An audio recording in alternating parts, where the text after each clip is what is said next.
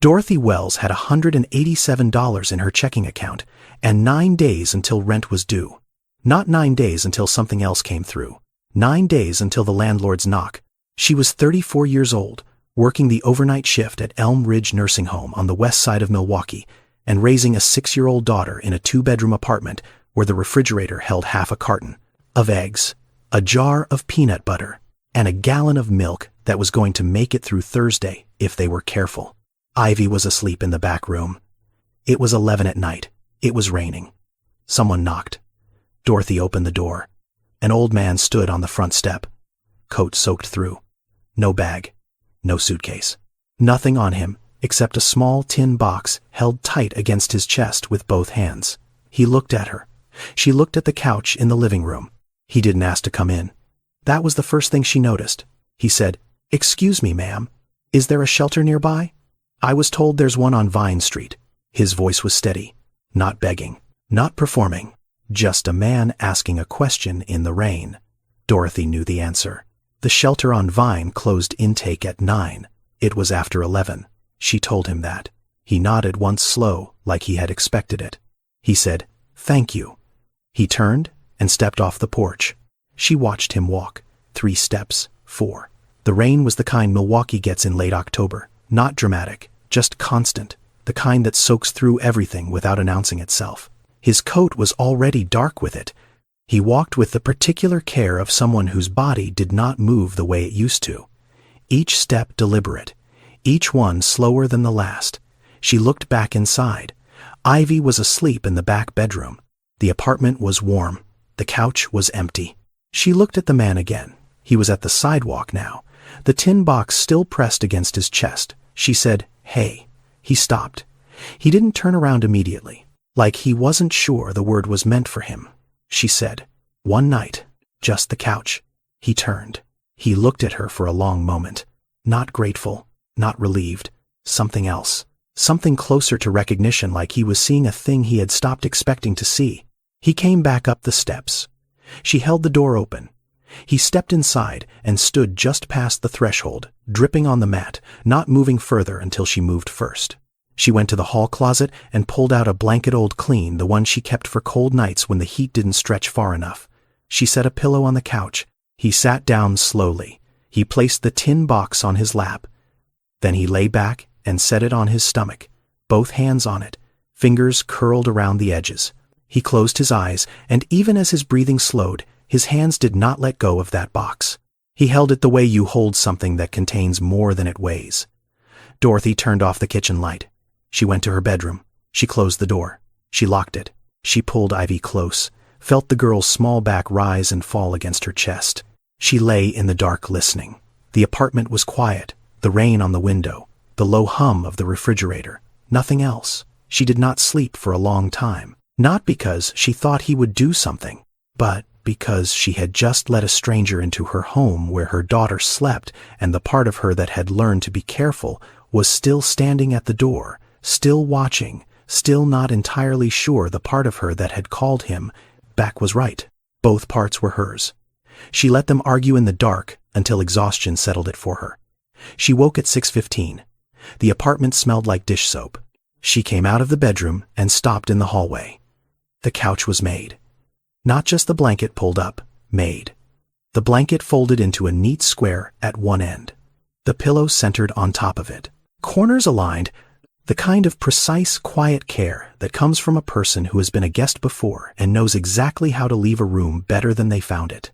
Clarence was at the kitchen sink. The dishes from the night before, the ones Dorothy had left soaking because she had been too tired after her shift, were on the drying rack. He was washing the last one. His hands moved slowly. They shook a slight tremor that made the plate rattle once against the edge of the sink, but he held it with both hands and set it down carefully, the way someone handles things when their body has started to betray them, but their habits haven't changed. Dorothy stood in the hallway watching him. She didn't say anything. Ivy came out of the bedroom. She walked right past Dorothy, right up to the old man at the sink, and looked up at him. She said, "Are you Grandpa?" Clarence stopped. His hands went still in the water. A silence that lasted longer than it should have. He looked down at her. He said, "No, sweetheart. Just passing through." Ivy said, passing through to where. He didn't answer. He looked at the plate in his hands. Dorothy saw that. She saw the question land, and she saw him choose not to catch it. He dried his hands on the dish towel. He folded it and hung it on the oven handle. He picked up the tin box from the counter where he had set it while washing. He moved toward the door. Dorothy said, "There's coffee." He stopped. It was not an invitation to stay. It was coffee. But they both knew what it meant to offer coffee to a man who was about to walk back out into nothing. He sat down at the kitchen table. She poured 2 cups. Ivy climbed into the chair next to him and asked him his name. He said Clarence. Ivy said, "Clarence, what?" He said, "Just Clarence is fine for now." They drank coffee. Ivy drew circles on the table with her finger. Nobody said much of anything. It was the quietest morning Dorothy had had in 2 years. Not empty quiet, the other kind. Dorothy Wells grew up on the south side of Memphis, in a house with 3 bedrooms, 2 sisters, 1 bathroom, and a mother who worked 6 days a week as a housekeeper for a family across town, $1,400 a month. 22 years without missing a single day. 3 children fed, clothed, enrolled and present for every school, morning, every church, Sunday, every single thing that mattered. Her father died when she was 11. Heart attack. Tuesday morning, he was 43. Her mother did not take a day off. She went to work that Wednesday because the family she cleaned for was hosting a dinner party on Friday and the silver needed polishing. She came home that night, sat at the kitchen table and cried for 2 hours after the girls were asleep. Dorothy knew because she wasn't asleep. She stood in the hallway and watched through the crack in the door. She never told her mother she had seen it. Her mother had a phrase she used. Not often, only when it counted.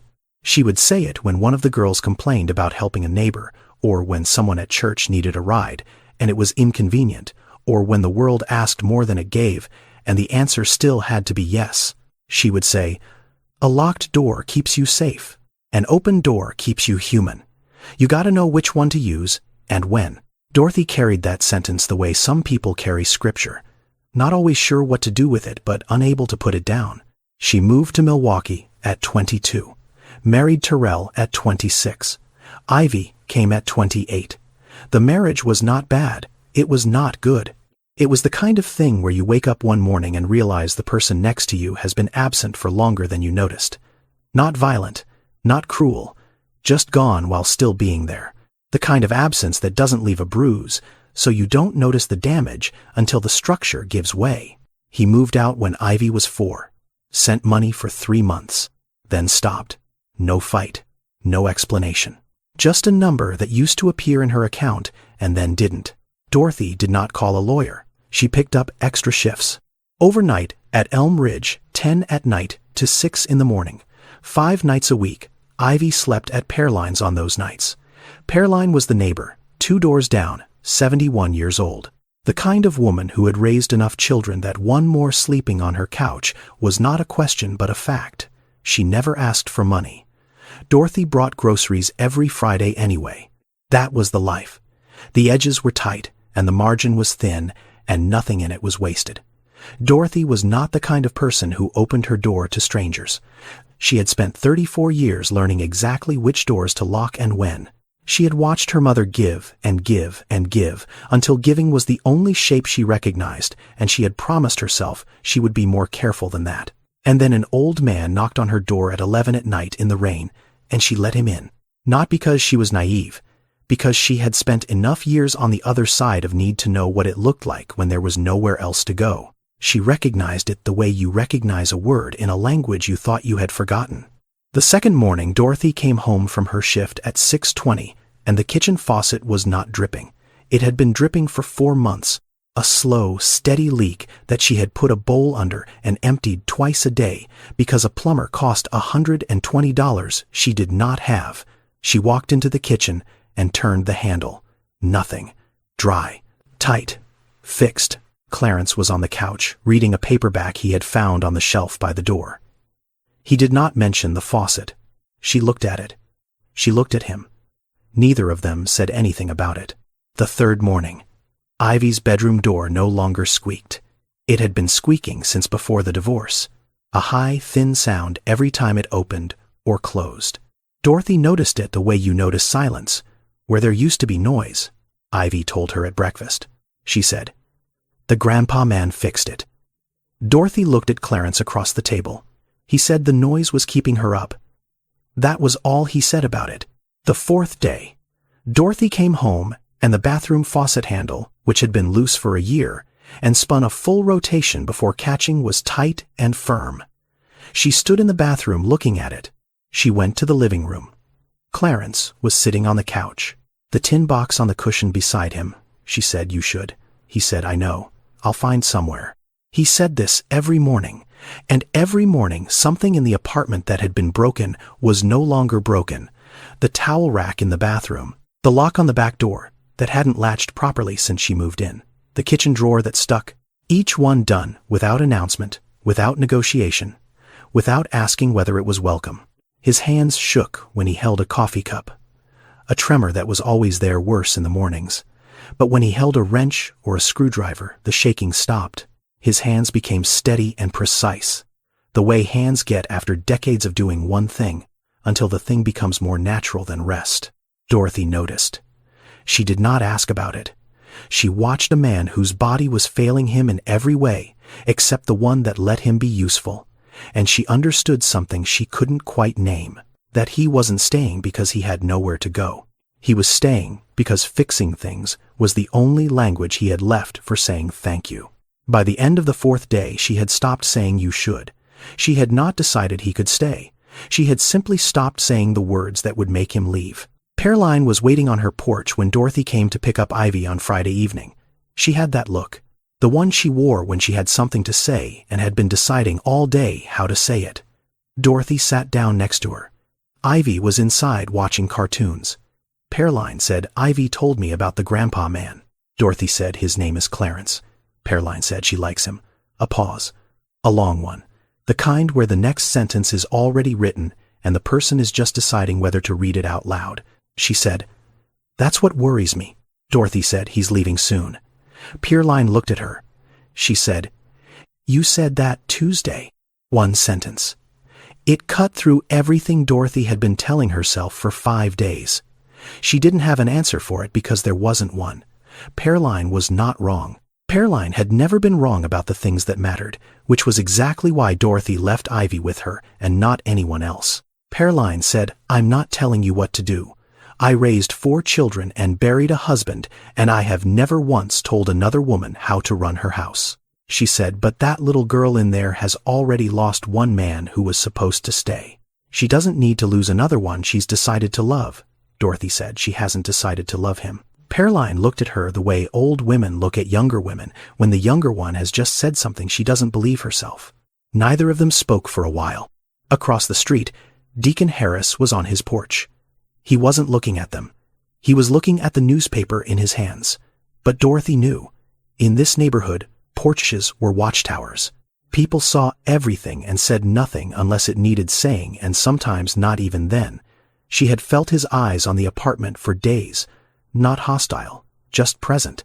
The quiet surveillance of a block that had learned to keep track of what came and went because the city never did. Dorothy took Ivy home. She opened the front door and stopped. The apartment smelled like food. Not reheated food, not microwave food, real food. Rice and something with onions and garlic cooked slow, the kind of smell that fills a kitchen and then fills the rest of the house and then fills something in you that you didn't know was empty. Clarence was at the stove. Ivy ran past. Dorothy dropped her backpack on the floor and climbed onto the kitchen chair. She said, "What is it?" Clarence said, "Rice and beans." "Nothing fancy." Ivy said, "It smells fancy." Dorothy stood in the doorway. She had not come home to the smell of someone cooking in 2 years, not since before the divorce, not since before the silence. She stood there and let it reach her, the heat from the stove, the sound of Ivy talking, the sight of an old man stirring a pot in her kitchen like it was the most ordinary thing in the world. It was not ordinary. She knew that. Caroline was right. The neighborhood was watching. The man was a stranger. She had a daughter who was already drawing him pictures and asking if he could stay for her birthday. She knew all of that. She sat down at the table anyway. They started talking in the evenings. Not all at once, not about anything that mattered. Small things, the way conversations go when two people are still circling the edges of trust. They sat on the front porch after Ivy went to bed. The street, quiet. The Milwaukee night, doing what Milwaukee nights do in late October, cold enough to notice, not cold enough to go inside. Clarence said the beans could have been better with cumin. Dorothy said she didn't have cumin. He said, I know. I used the garlic powder in the back of the cabinet.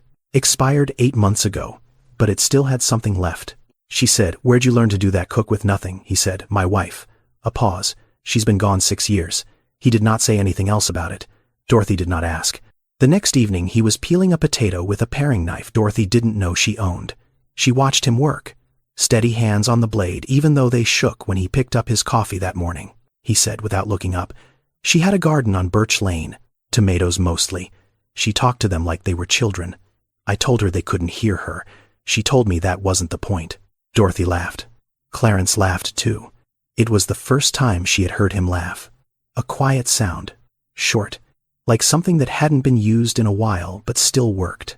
Another evening. Ivy was drawing at the kitchen table. She finished a picture. Purple house, green tree, 3 stick figures. She walked it over to Clarence and put it on his knee. He looked at it for a long time. Longer than a drawing required. He said, that's real good, Ivy. She said, that's you and me and Mama. She pointed at each figure. See, you're the tall one. Clarence looked at the drawing. He didn't say anything for a moment. They moved to the porch.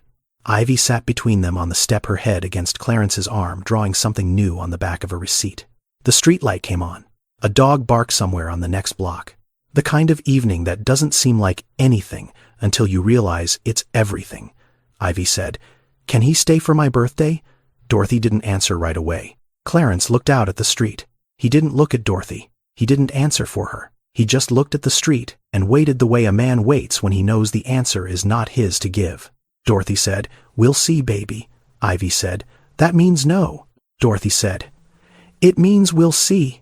Ivy went back to drawing. Clarence was still looking at the street. Dorothy was looking at her daughter's head against the old man's arm, and she was thinking about what Pearline had said, and she was thinking about the smell of rice and beans in a kitchen that had been cold for 2 years, and she was not sure which thought was winning. She woke up Thursday night to get water, 2 in the morning. The apartment was dark except for the light from the stove hood, the small one Dorothy left on so Ivy wouldn't be scared if she got up. Clarence was sitting on the couch. The tin box was open on his lap. Dorothy stood in the hallway. She did not step forward. She did not make a sound. She watched. He was holding something. A piece of paper. Folded many times, the creases deep and soft, the way paper gets when it has been folded and unfolded more times than anyone would count. The edges were worn.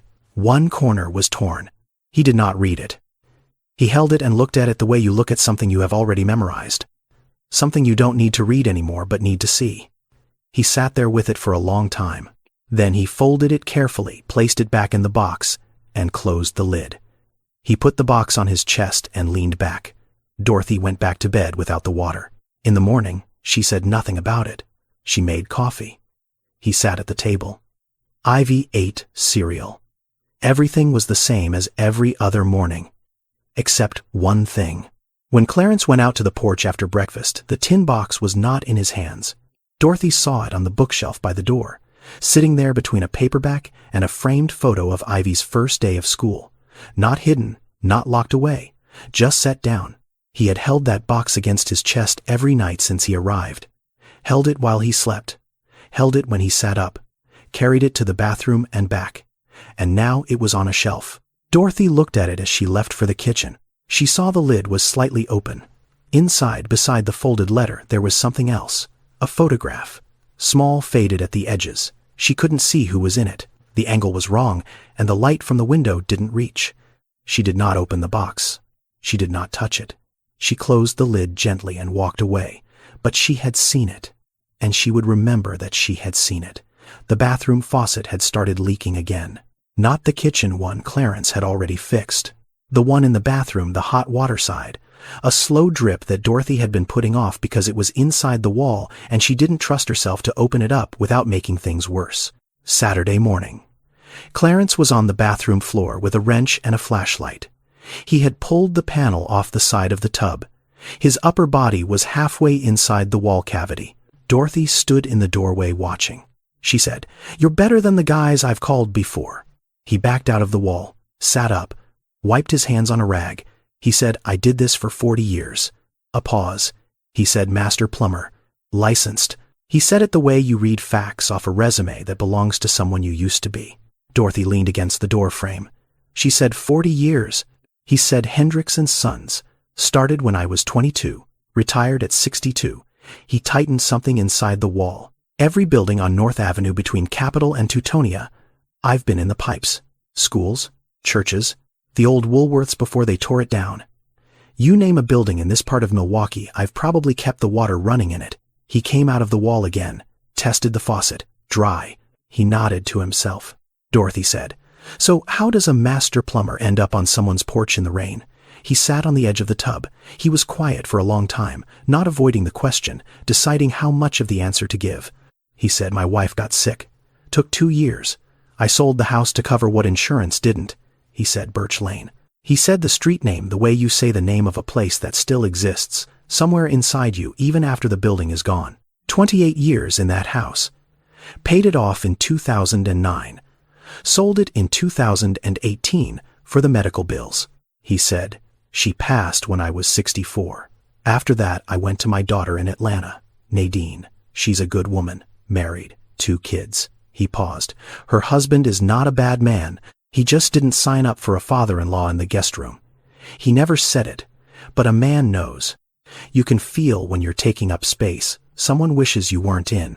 Dorothy said, "Did Nadine know?" He said, "She was caught between 2 people she loved. That's not a position I wanted her to be in. So I told her I missed Milwaukee, told her I wanted to come back. She bought me a bus ticket and cried at the station, and I told her I'd be fine." He said, "That was 2 years ago." Dorothy said, "And you've been on the street since then?"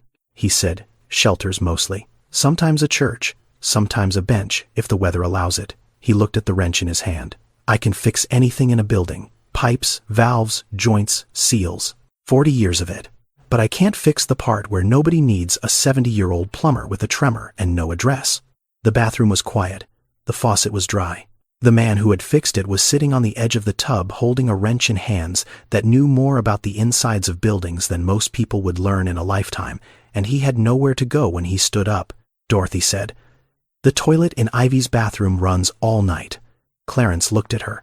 She said, "If you're not busy." He stood up. He picked up the wrench. He walked down the hall toward Ivy's bathroom without another word.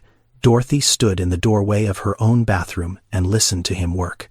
The sound of metal on metal, a valve turning, water shutting off and starting again, the specific competent sounds of a man doing the thing he was made to do. She thought about what he had said, about taking up space someone wishes you weren't in. She thought about how many rooms in how many houses held that exact silence, the one where someone is present but not wanted, where the politeness is a wall and the kindness is a lease, with an expiration no one will say out loud. She thought about her mother cleaning someone else's house for 22 years and never missing a day. She went to make lunch. Dorothy stopped eating dinner in the car. She had been doing it for 2 years. A granola bar on the drive to Elm Ridge. Sometimes a sandwich from the gas station on Fond du Lac, eaten at red lights wrapper tucked into the door pocket. It was not a choice she had made. It was a thing that had happened to her life, one meal at a time, until it became the way things were. The second week, she started sitting at the table. Clarence cooked. Ivy sat across from her. The 3 of them ate together. Nobody said much. Forks on plates. Ivy humming something from school. The refrigerator running. Small sounds that added up to something larger than any of them individually. It was not a family, Dorothy knew that. But it was the shape of one. The outline. And she had not realized how long she had been living without even the outline until it was suddenly there again. She told Pearline on a Tuesday evening. They were on Pearline's porch. Ivy was inside doing homework. Dorothy said, "I forgot what it felt like, having someone in the house who's just there, not wanting anything from me, just there." Pearline was quiet for a while.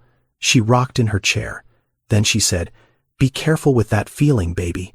It's the one that hurts most when it leaves. Dorothy didn't argue. She knew Pearline was right. She also knew that knowing something was right didn't always change what you did about it. At work that week, she noticed something. Mr. Howard in room 14, the one who never wanted his door closed, the one who asked the same 3 questions every night and forgot the answers by morning, the one most of the aides moved through quickly because there was always someone more, urgent, down the hall. Dorothy started staying longer. Not much. 2 extra minutes. She adjusted his pillow. She answered the 3 questions like it was the first time she was hearing them. She said goodnight and meant it. A coworker named Janelle noticed. She said, "You're gentler with Mr. Howard lately." Dorothy said, "He reminds me of someone." She didn't explain. Janelle didn't ask. But it was true. Every old man sitting alone in a room with the door open was Clarence now. Every pair of hands that shook when they held a cup. Every face that looked up when someone walked in, checking whether the person was staying or passing through. Clarence had not asked her for anything. He had not changed her mind about anything. He had simply been in her house, existing quietly. And that had changed the way she saw the people she had been walking past every night for 3 years. She didn't name it. She didn't need to. She just stayed 2 extra minutes with Mr. Howard and went on with her shift. The phone rang on a Wednesday afternoon. Dorothy picked up, a woman's voice. Not a recording, not a scam, not the school. A real voice, careful and direct. She said, "I'm looking for my father, Clarence Webb." "Is he there?" Dorothy said. "Who is this?" The woman said Nadine. "Nadine Webb, Carter." "I'm his daughter," Dorothy said. "He's here. He's been staying with me for a little while." Nadine was quiet. Not surprised quiet, tired quiet. The quiet of someone who had heard a version of this sentence before. She said, "How long?" Dorothy said, "About 2 weeks." Nadine said, "He does this." A pause. "He finds someone kind, and he stays until they can't take it anymore. Then he moves on. He's done it 3 times since he left Atlanta." Dorothy said, "He hasn't been any trouble." Nadine said, "He never is." "That's not the problem." Dorothy waited. Nadine said, "The problem is he's sick, and he won't tell you." She said, "Early-stage Parkinson's, diagnosed 18 months ago. He has medication, but he doesn't always take it. He has a doctor in Atlanta he hasn't seen in a year." Dorothy didn't say anything. Nadine said, "I'm not asking you to fix it. I just need you to know what you're dealing with. He won't tell you himself. He thinks needing help and deserving it are 2 different things." The line went quiet. Then Nadine said, "If he gets worse, call me." She gave her number. Dorothy wrote it on the back of a receipt. The call ended. Dorothy put the phone down. She stood in the kitchen for a moment. Through the doorway, she could see the living room. Clarence was on the couch.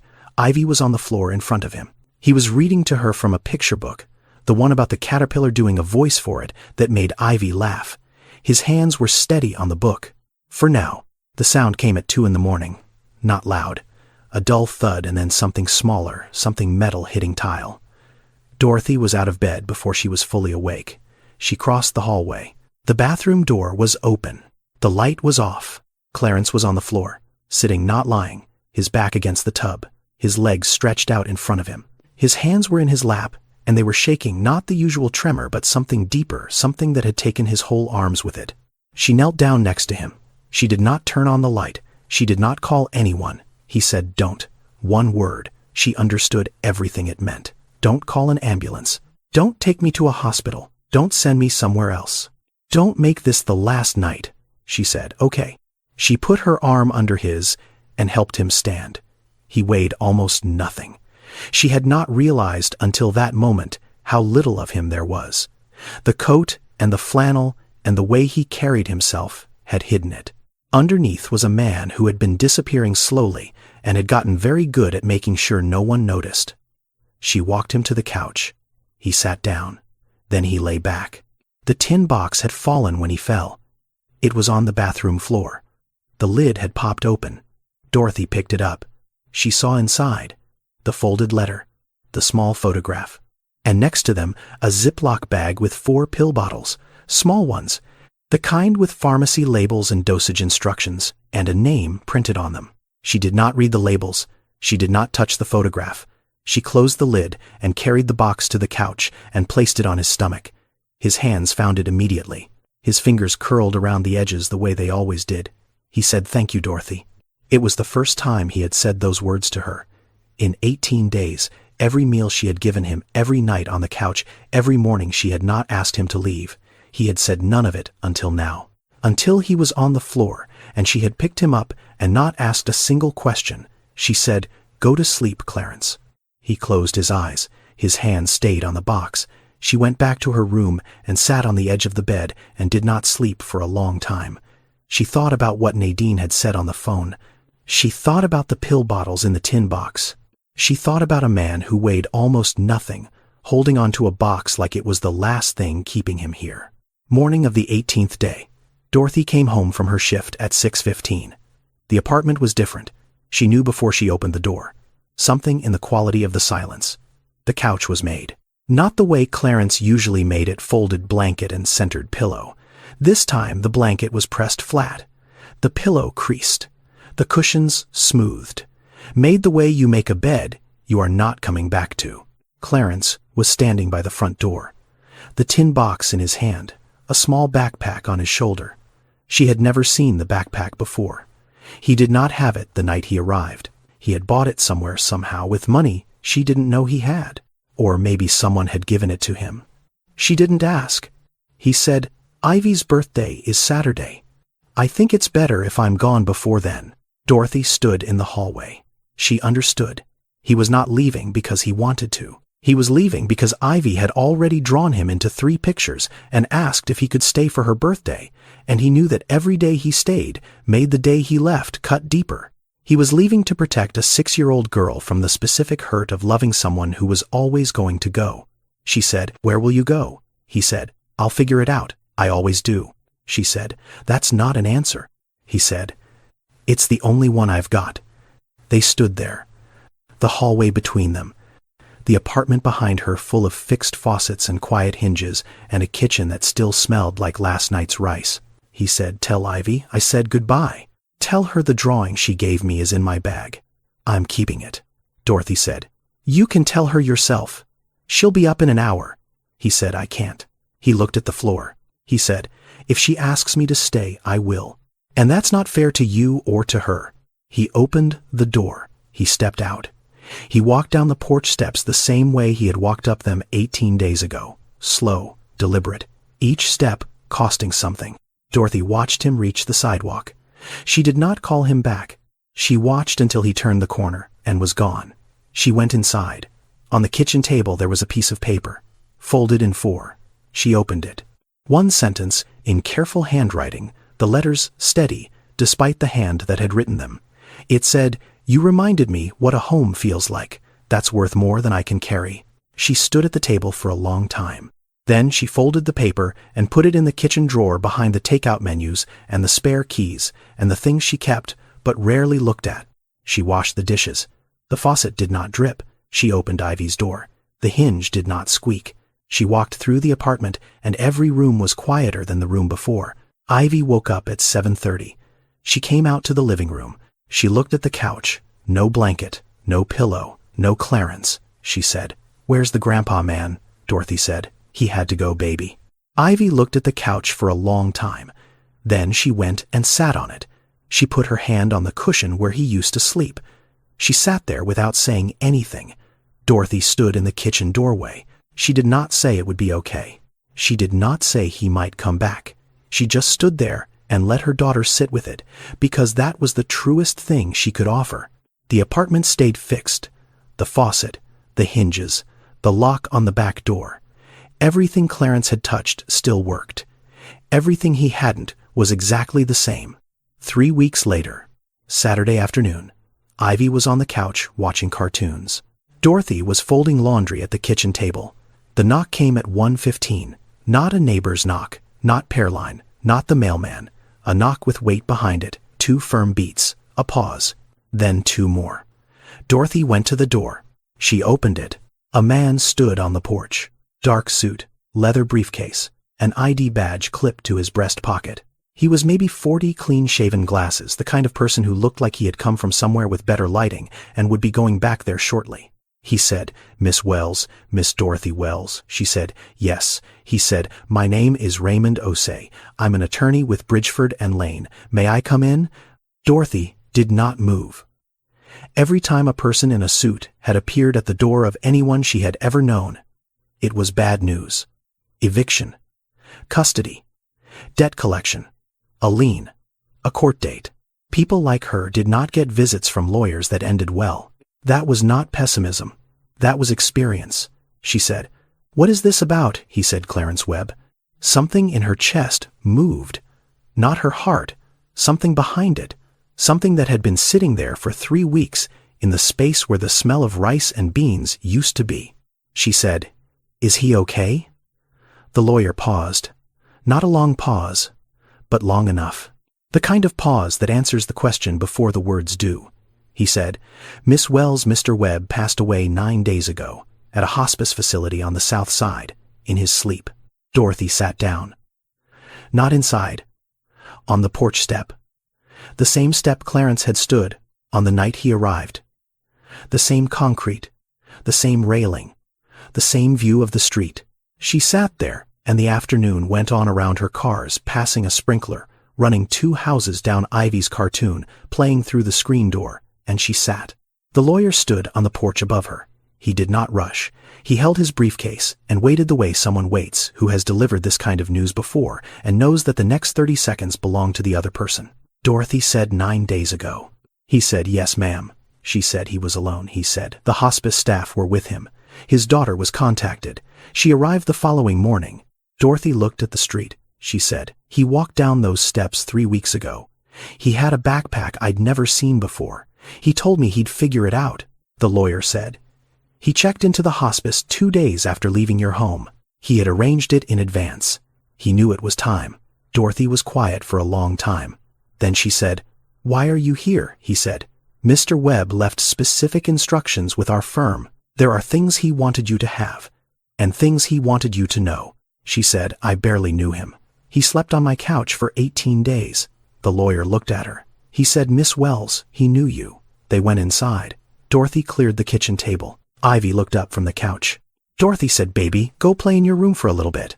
Ivy went. The lawyer sat down. He opened his briefcase. He said, "Mr. Webb retained our firm 6 weeks before his passing. His estate is modest but clearly documented."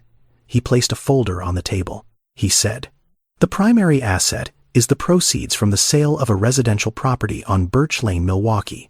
The house sold 14 months ago. After closing costs and outstanding medical obligations, the remaining balance was placed in an escrow account." He opened the folder. He turned a page toward her. He said $47,000, designated in full to Dorothy Wells. Dorothy looked at the number. She read it twice. She looked at the lawyer. She looked at the number again. She said, "That's not possible." He said, "It's documented and notarized." She said, "I let him sleep on my couch. That's all I did." He said, "According to Mr. Webb, that is not all you did." She said, "I can't take this. I don't even. He was on my couch for 18 days. This is not, I can't." The lawyer reached into the folder. He pulled out a single sheet. He said, "He anticipated you would say that. He asked me to read you this." He looked at the paper. He read, "A locked door keeps you safe. An open door keeps you human. You gotta know which one to use and when." Dorothy stopped moving. The kitchen was completely still. The refrigerator hummed. The cartoon played faintly from Ivy's room. Everything else was silence. She said, "Where did he get that?" The lawyer said, "I'm sorry." She said, "That sentence. Where did he get that sentence? That's my mother's. Those are my mother's words." "How does he know my mother's words?" The lawyer looked at the folder. He said, "There is more, Miss Wells. Quite a bit more." He pulled out a small notebook. Worn cover. Spiral bound. The kind you buy at a dollar store. He placed it on the table. He said Mr. Webb kept a record during his time on the street. Every person who showed him kindness over 2 years. Names when he had them. Dates. Locations. What they did. He opened the notebook to a page marked with a paperclip. He turned it toward her. The handwriting was small, careful, slanted to the right. Each entry was 1 line. Some had 2. February 12th. Woman at gas station on Fond du Lac. Bought me coffee. Didn't look away. March 3rd. Man at the library. Let me sit in the reading room until closing. Called me sir. April 19th. Dorothy Wells, Elm Ridge Nursing Home, night shift. Gave me a blanket from the supply closet at 3 a.m. and said you don't have to sleep outside. Dorothy read the entry. She read it again. She remembered. 6 months ago, a cold night. She had stepped outside during her break, and there was a man sitting against the wall near the service entrance. Old, thin, no blanket. She had gone to the supply closet, taken a spare, brought it out. She had said one sentence. She had gone back inside.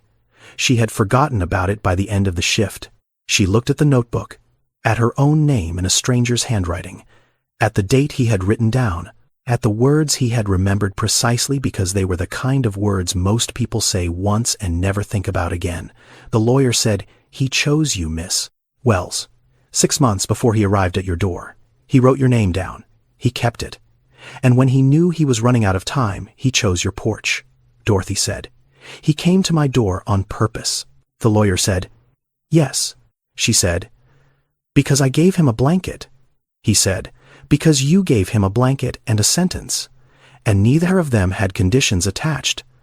Dorothy sat at the table looking at the notebook, a small, spiral-bound record of every kindness a dying man had received in 2 years of sleeping on benches and shelter floors and church basements, every person who had looked at him and not looked through him, every name he could get, every date he could remember.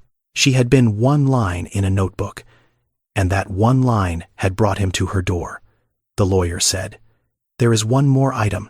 He reached into the briefcase and placed the tin box on the table. Dorothy knew it immediately. The same box, the same dull metal lid, the same worn edges. He said, "He wanted you to have this." She opened it. The folded letter she had seen that night in the dark.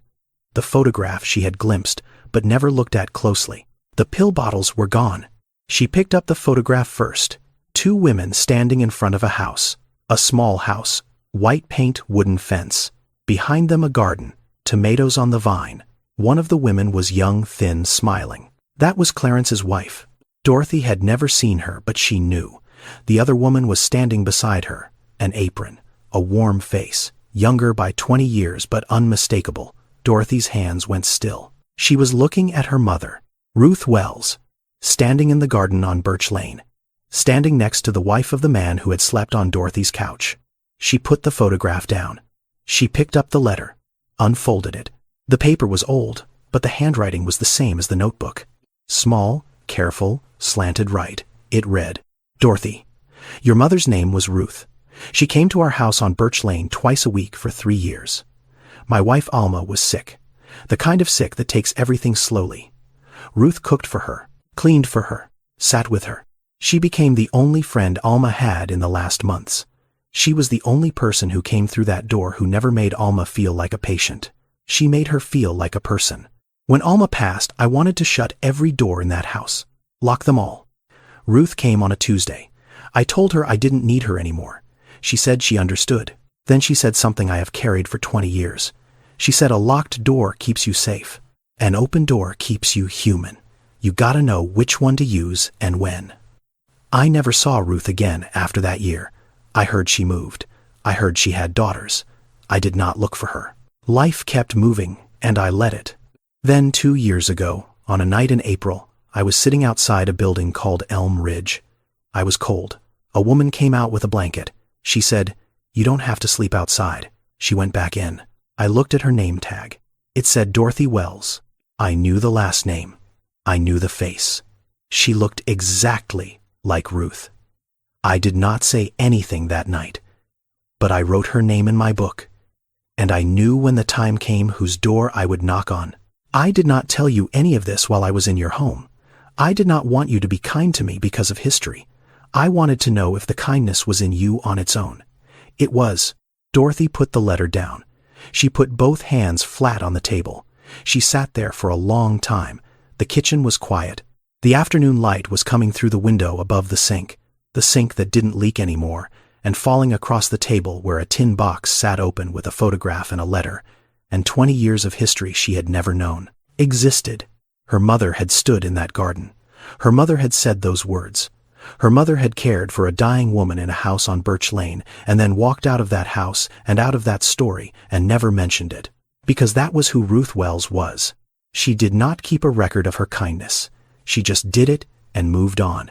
And 20 years later her daughter had done the same thing. Walked out with a blanket, said one sentence, gone back inside, moved on. Except Clarence had not moved on.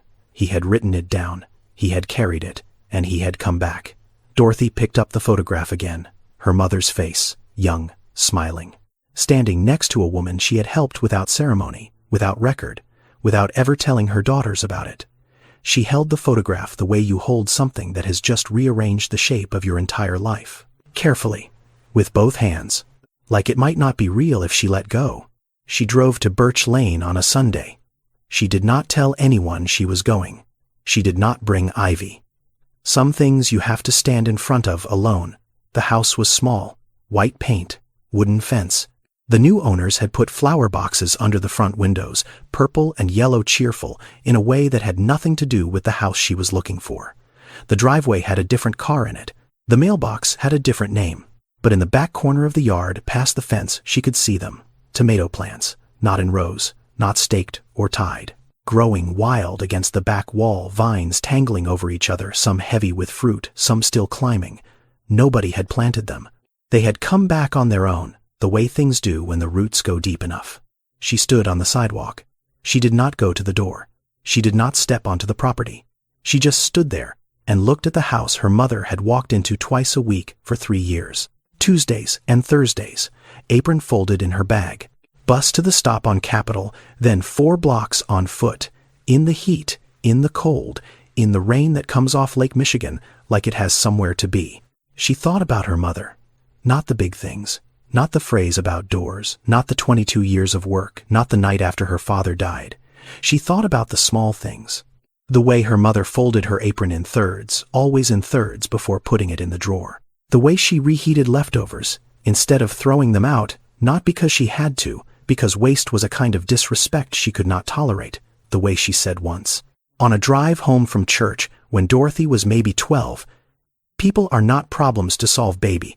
They're people to sit with." Dorothy had not thought about that sentence in years. She heard it now, standing on a sidewalk in front of a house she had never been inside, looking at tomatoes that were growing because a woman named Alma had planted them and the soil had remembered. She reached into her wallet. The piece of paper was still there, folded in 4, in the same spot behind her ID where she had put it the morning Clarence left. She opened it. "You reminded me what a home feels like. That's worth more than I can carry." She read it once. She folded it back. She put it in the wallet in the same place. She looked at the house one more time, at the window where Alma might have sat, at the door her mother had walked through 100 times. At the garden that had survived without anyone tending it the way good things sometimes do. She got back in the car. She drove home. 6 months later, April. Dorothy had paid off the back rent. She had put money aside for Ivy. She had enrolled in the LPN program at Milwaukee area technical classes on Tuesday and Thursday mornings, clinical rotations on weekends. She was still working nights at Elm Ridge, but the math was different now. The margin was not as thin. The edges were not as sharp. For the first time in 4 years, she could see the next year without flinching. She came home from her shift on a Wednesday night. 2 in the morning. The street was quiet. The porch light was on. She had left it on for herself the way she always did. There was someone on her porch. A girl. Young.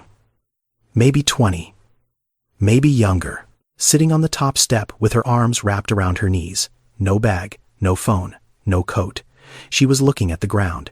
She did not look up when Dorothy's car pulled in. Dorothy turned off the engine. She sat in the car for a moment. She looked at the girl on the porch. She looked at the front door behind her. She thought about Pearline saying, "Be careful with that feeling." She thought about Clarence standing on that same step in the rain with a tin box against his chest. She thought about her mother's voice. She thought about the locked door and the open one and knowing which one to use and when. She got out of the car. She walked up the steps. The girl looked up, eyes tired, proud. The kind of eyes that had already decided they were not going to ask for anything, Dorothy said. One night. Just the couch. The girl looked at her. She didn't move. Then she stood up. Dorothy opened the door. She called her mother the next evening. She sat on the porch after Ivy went to bed. The girl had left that morning quietly. The couch made the blanket folded.